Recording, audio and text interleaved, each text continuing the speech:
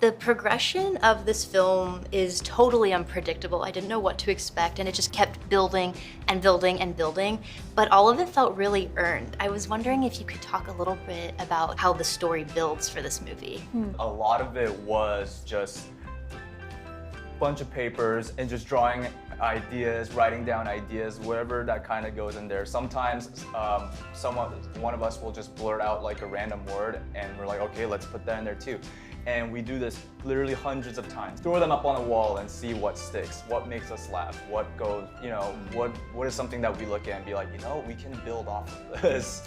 And so that was like a big process for us, which was also, it was really crucial, in my opinion, to get this lot of unexpected turns and just absurdness from our movie. Yeah. I also think that some of the greatest successes in the film are like derived from places of just really simple ideas,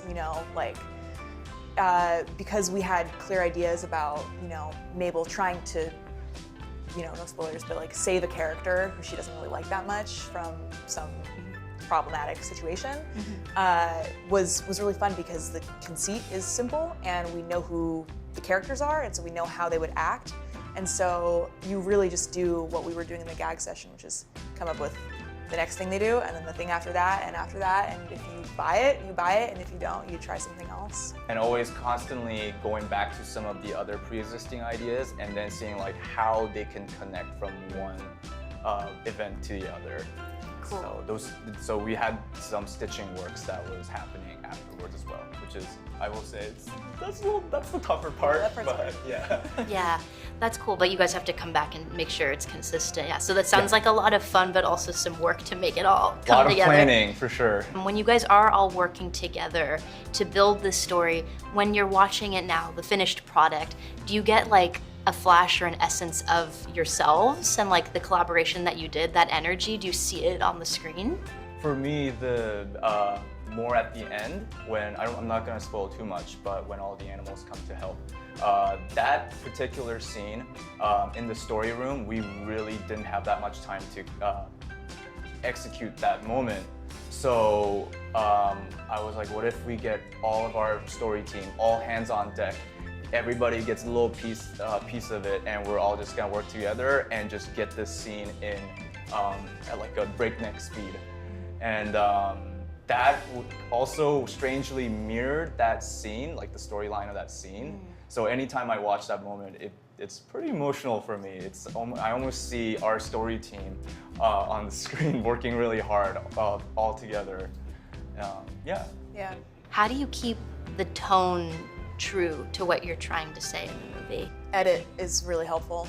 A lot of what we're doing in story is detached from temporal, the temporality of film, and so we can come up with what we think is going to be, a lot of action followed by a break, but it really takes, the hands of edit to find that balance. And so it's really important that we're able to collaborate between those departments. Edit did a lot of work with, this is too much, we have to cut it. And before they even show us like the edited cut, they'll be like, okay, first of all, I know you're gonna hate this because there's certain jokes that we've cut. And then there's a lot of times we watch it and we'll begrudgingly be like, oh, but it works. It's better, yeah. It's better. It's good, they're really good at cutting things But out. it is very much a very tight-knit, like collaborative work between a story team and the edit. It brings to mind that saying in writing when they're like, kill your darlings or whatever, like there might be something really precious to you, and there's so many like hilarious moments in this film, so I can't even imagine what you guys came up with beforehand.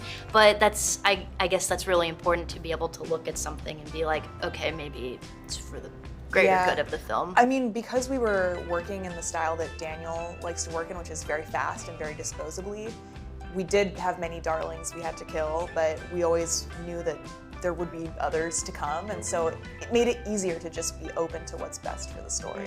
So you guys were saying earlier that Daniel never like shut down an idea, that it was always let's hear it out first. The way he works was really special because he wouldn't close those doors prematurely. He would just kind of leave them all open for us to just kind of run around and do whatever we want. And eventually we'll bring it back But I think because of that, we're able to really reach out to very unexpected or absurd ideas or things that are more outside the box.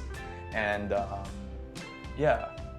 Daniel would often start a writing session with like the objective, you know, like we have this scene and there needs to be, you know, like a political rally that ends in disaster, you know, and we have these characters who are here and this character's here, like how do we execute this scene? And, you know, from there it just becomes sort of a spitfire talking and drawing session until we find some way forward. And even if we didn't solve a scene, we would always just start on something.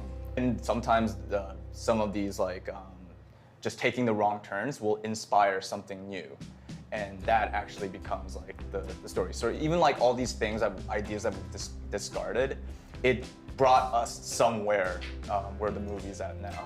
It sounds like a lot of fun was had, but what were some of the bigger challenges for you both? I think because we were able to be so included and collaborative, the flip side of that is we would sometimes have our own like convictions about things that might not all meet, but what I loved about the process is Daniel would always encourage us to just go execute it. You know, if I had an idea that I wasn't able to verbally pitch, he would say, okay, go prove it to me, and if I pitched it to the room and there was a bunch of like confusion, then I would see the evidence that it didn't work. I think for me, just working on this movie for years and years, sometimes our movies have a lot of just unexpected turns and all these surprises. You watch it, when you're watching it over and over and over again and doing all these multiple iterations, you start to go like, is this still funny? Or you're like, you start to, sometimes you doubt yourself. You're like, is this still a surprise? Because I'm not being surprised anymore, just because I've seen it we've seen it so many times. Yeah. And being able to kind of, at those moments, kind of go with your guts, and also just testing it with other people who haven't seen it and see how they react, and kind of getting all that info together. And yeah.